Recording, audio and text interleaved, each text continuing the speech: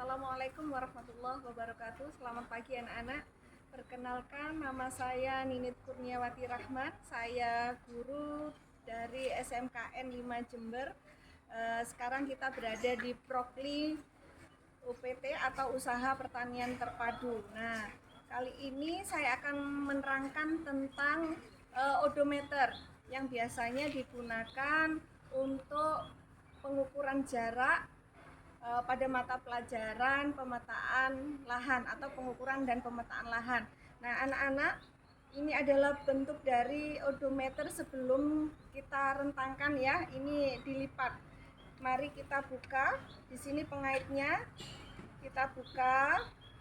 Terus kemudian pasang hingga bunyi klik atau klik ya. Nah, ini kalau sudah, maka ini adalah bentuk memanjang dari odometer. Odometer ini mempunyai beberapa bagian anak-anak. Nah, sebelum kita sampai pada bagian dari odometer, saya jelaskan tentang fungsi dari odometer. Fungsi odometer adalah untuk mengukur jarak dari satu titik ke titik yang lainnya. Nah, alat ini tidak hanya digunakan pada instansi atau sekolah saja, tapi instansi lain juga menggunakan. Contohnya adalah PU, pekerjaan umum.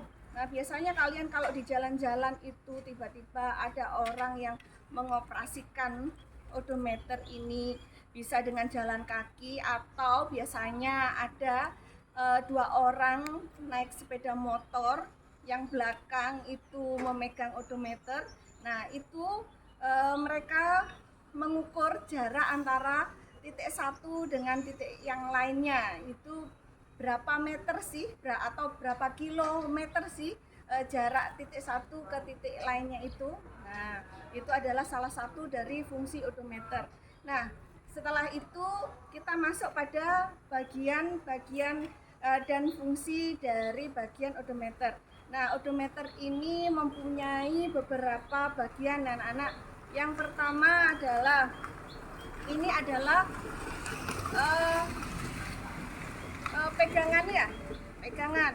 Ini adalah tuas pemegang. Untuk fungsinya untuk memegang alat odometer agar supaya kita nyaman dalam mengukur.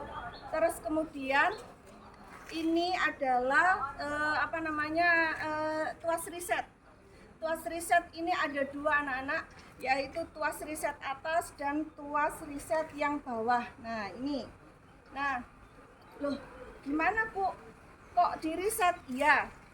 Contoh, jadi jika pada suatu skala di sini terdapat ini angkanya tidak 000, ini bisa kita riset baik ini dari sini. Nah, ini ya. Jadi meriset jadi 000. Nah, atau jika misal ini di sini angkanya kan di sini 2,1 meter. Kita riset dengan yang atas. Dipencet saja. Maka akan kembali di sini angkanya 000. Nah, bagian yang lainnya adalah ini adalah tuas rem. Nah, ini adalah tuas rem. Gunanya kita menghentikan roda apabila pada satu titik awal atau titik akhir pengukuran agar supaya roda tidak terus berjalan. Nah, kemudian ini adalah tabung untuk melihat skalanya berapa, angkanya berapa meter, berapa senti.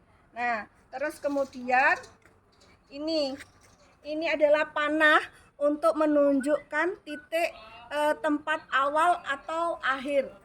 Terus kemudian di sini adalah roda. Roda ini berfungsi untuk mengukur jarak itu dengan putaran rodanya tersebut. Nah, cara kerjanya anak-anak, misalnya ya, Misal ini sudah saya tentukan, titik awalnya berupa garis ini, garis putih. Kita tentukan dari sini, kemudian kita rem,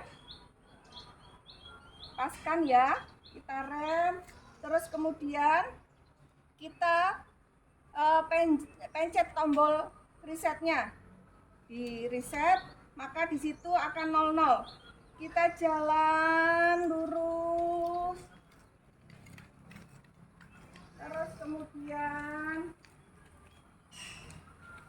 kita berhenti di sini, stop, kita pencet rem lagi. Nah, pas di sini hasilnya adalah bisa dilihat di sini 5,6 meter. 5,6 meter atau 5 meter 60 cm, sebab yang warna putih ini per 10 cm anak-anak ya. Jadi 5,6 meter. Nah, dari pengukuran odometer ini memerlukan konsistensi dalam pengukuran. Tidak boleh kita itu berjalannya itu sembarangan. Jadi kalau memang tepi-tepi terus lurus, karena faktor salah satu faktor yang mempengaruhi dari akurat atau tidaknya pengukuran tersebut adalah konsistensi dari kita mengukur. Contoh, nah, dari titik yang tadi